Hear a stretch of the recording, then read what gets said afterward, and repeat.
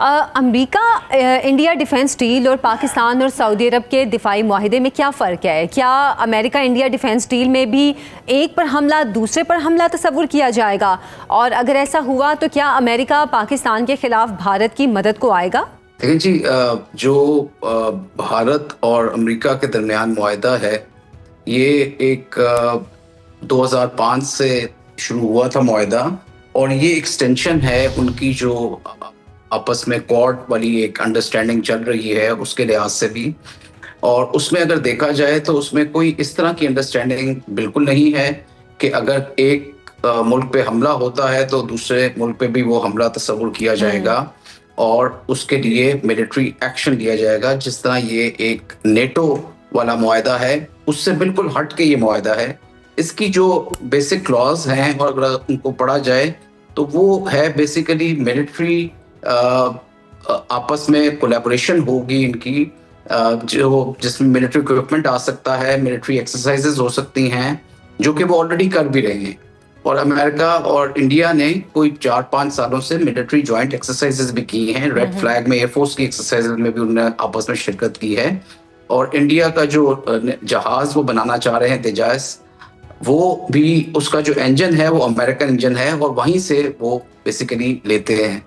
दूसरी जो कोऑपरेशन है उनकी आपस में, वो इंटेलिजेंस शेयरिंग की है, जो और भी मुआहिदे हुए हैं जिसमें artificial intelligence related, cyber related और इस तरह के मुआहिदे हैं जिनमें बेसिकली आप कह लें कि ये पैसिव किस्म के मुआहिदे हैं जो रिलेटेड टू टेक्नोलॉजी हैं,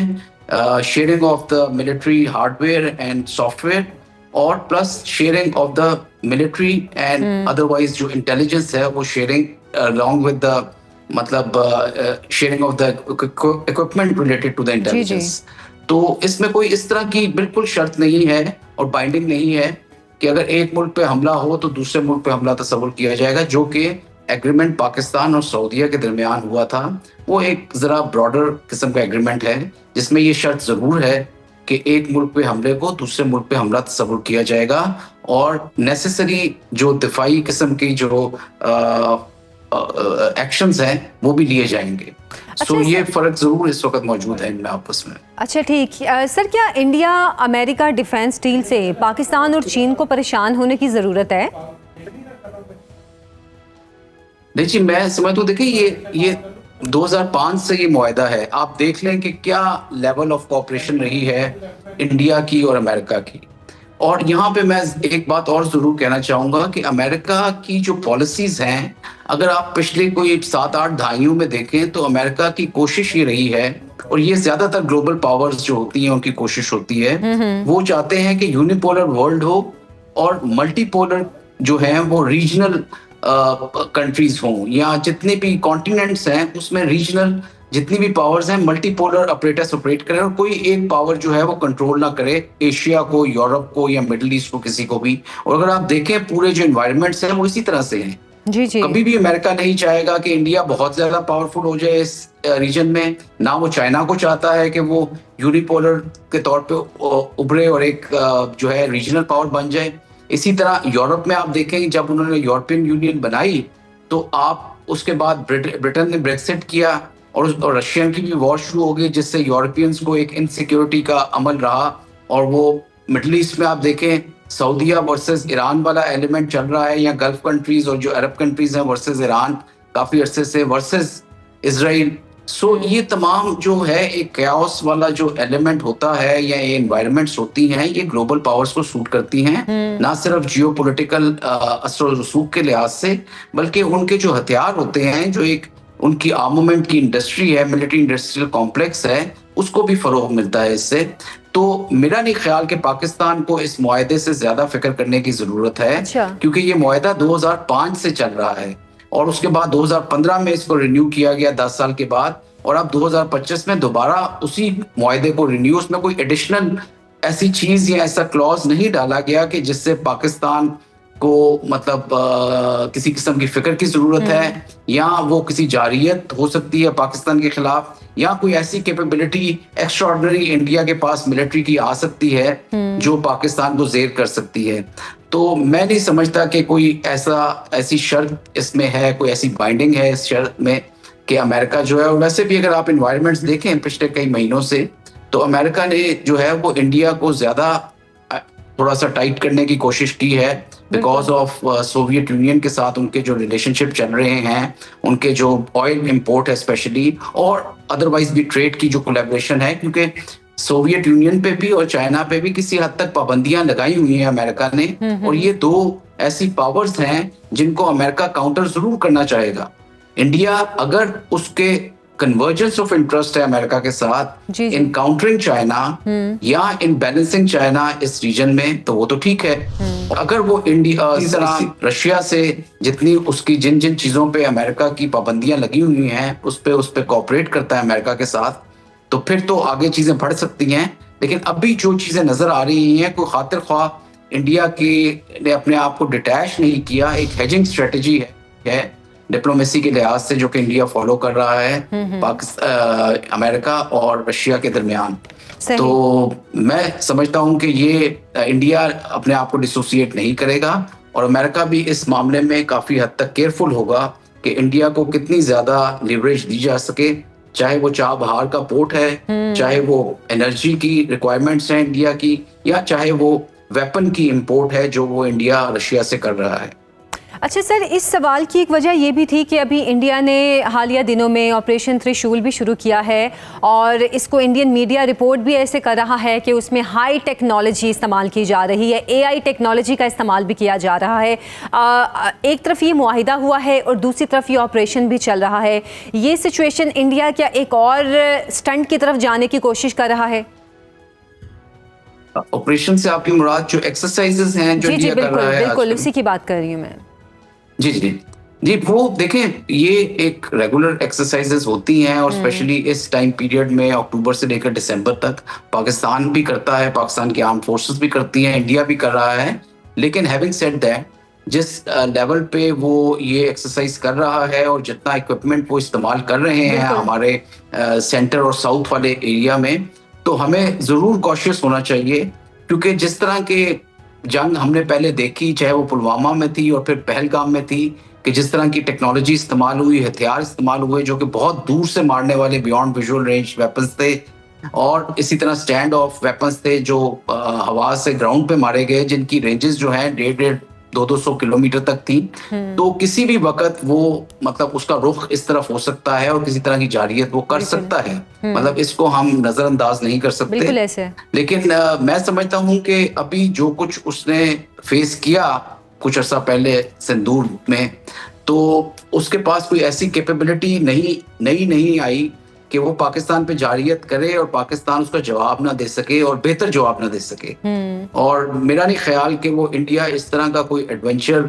करने की कोशिश करेगा, और उसको अगर मैं कनेक्ट करूं इस मुआहदे से, तो कोई एक लिंकेज बनता है। मेरा ख्याल में जिस तरह से वो कोशिश कर रहा है और करता रहा है कि हमारे वेस्टर्न बॉर्डर्स को जो है वो एक्टिव रखे और वहां से हमारे मासूम लोगों का और हमारे मिलिट्री पर्सनल्स को टारगेट किया जाए और उधर जो है वो खून की होली खेली जाए, वो वाले अवामिल जो है वो आज भी अगर आप देखें तो आज भी कुछ शहादतें हुई हैं। तो ये वो चीजें हैं जो इंडिया प्रोपोगेट कर रहा है इरेगुलर तरीके से और बैक स्टैबिंग के साथ, ताकि वो छुप के हमला करे और दूसरी मुल्क की सरजमीन को और दूसरे मुल्क के लोगों को और अवाम को इस्तेमाल करे और वहाँ पे अपनी फाइनेंसिंग करे, ताकि वो लोग जो हैं वो पाकिस्तान के खिलाफ इस्तेमाल हो सकें और पाकिस्तान के अंदर टेररिज्म की वारदातें कर सके। तो मैं समझता हूँ कि ज़्यादातर इंडिया की कोशिश यही होगी कि इस तरफ से पाकिस्तान को ज़्यादा डैमेज किया जाए और ज़्यादा अनस्टेबल किया जाए। ज़ाती तौर पे मेरा नहीं ख्याल कि इस एक्सरसाइज को वो कल्मिनेट करने से पहले किसी तरह की लेकिन सर यहाँ पर एक सिचुएशन जो है वो थोड़ा कंफ्यूज करती है ना, कि एक तरफ डेडलॉक या कशीदा हालात और उसके बाद अचानक अमेरिका इंडिया पर मेहरबान हो रहा है। बेशक ये एग्रीमेंट रीन्यू हो रहा है, लेकिन काफ़ी हैवी इसमें जो टेक्नोलॉजी है वो इंडिया को दी जाएगी अमेरिका की जानिब से, या वॉरफेयर जो टेक्नोलॉजी है वो दी जाएगी। तो ये चीज़ें जो हैं वो थोड़ा कंफ्यूज करती हैं, लोगों के जहनों में भी हैं कि क्या अमेरिका जाहिर तौर पर इंडिया से नाराज़ नज़र आता है, लेकिन पसे मंज़र में वो इंडिया की भरपूर मदद कर रहा है वॉरफेयर टेक्नोलॉजी के हिसाब से।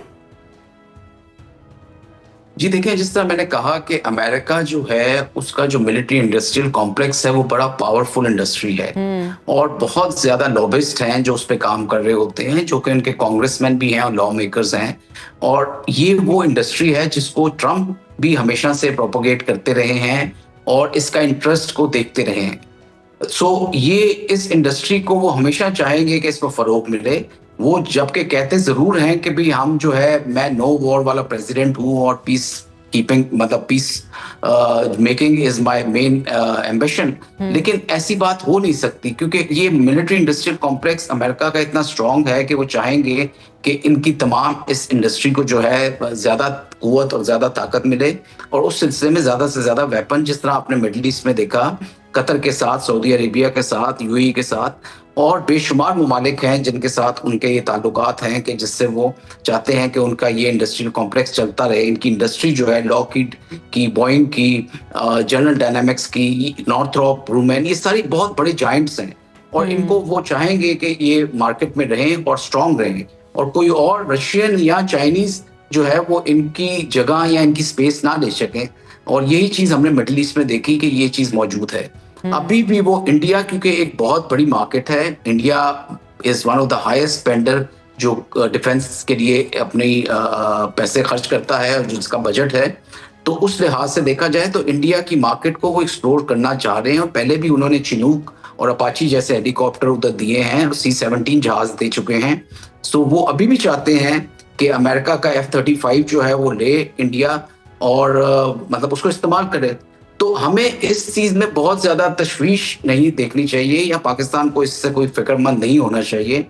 पहले भी उन्होंने राफेल लिए जो कि अभी भी एक स्टेट ऑफ आर्ट जहाज है, 4.5 जनरेशन का वन ऑफ द बेस्ट जहाज समझा जाता है, लेकिन वो उसको उस तरह से इस्तेमाल नहीं कर सके, उस तरह से एम्प्लॉय नहीं कर सके। सिर्फ टेक्नोलॉजी लेने से जो है वो कुव्वत नहीं आती और मिलिट्री कुव्वत इस्तेमाल करने के लिए, उसको एम्प्लॉय करने के लिए बहुत सारे और अवामिल हैं जो चाहिए होते हैं और उस सिस्टम को कंप्लीटली स्ट्रॉन्ग करना होता है। जो मैं समझता हूं कि इंडिया अगर आज भी वो टेक्नोलॉजी लेता है तो अगली एक दहाई में किसी किस्म का पाकिस्तान पे कोई खातिर ख्वाह ज़र्ब नहीं लगा सकता। और मेरा नहीं ख्याल कि अगर अमेरिका कोई टेक्नोलॉजी ट्रांसफर करता है तो उससे हमें बहुत ज्यादा कोई एक तशवीश वाला एलिमेंट होना चाहिए। और पहली तो मैं ये समझता हूँ कि ऐसी कोई टेक्नोलॉजी वो नहीं देगा जो कि बहुत एक्स्ट्रा सुपीरियर हो और बैलेंस जो है वो रीजन में चेंज हो।